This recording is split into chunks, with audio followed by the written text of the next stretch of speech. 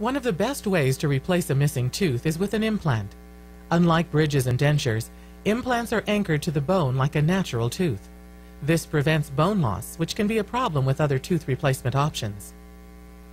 Implants consist of titanium screws with a rough surface. Titanium has the unique property of fusing well to bone, and the rough texture helps speed up the fusing process. Healing caps and abutments connect to the implant at different points during the implant process. The procedure begins with a precision hole being drilled into the bone. The implant is then screwed into the hole. Typically, at this point, a healing cap is placed into the implant and the patient is sent home. During the healing period, which can take up to 6 months, the titanium forms a very strong bond with the surrounding bone. The healing cap can then be removed and an abutment is placed into the implant.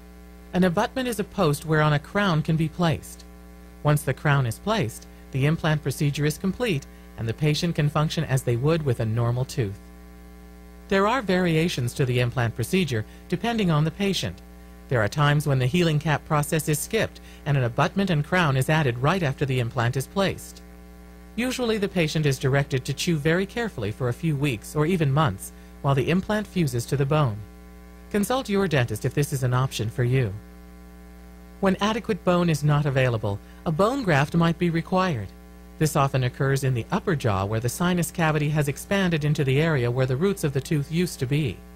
To augment the bone in these areas, a sinus lift is performed.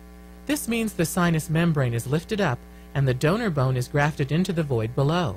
This procedure often requires extra healing time so that the grafted bone can integrate with the existing bone. Once the bone is ready, the implant can be placed.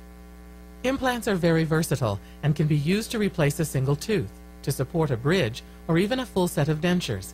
Patients with dental implants find them almost indistinguishable from real teeth. There are no special hygiene routines, and eating and chewing feels natural. When possible, this is the best method for replacing missing teeth.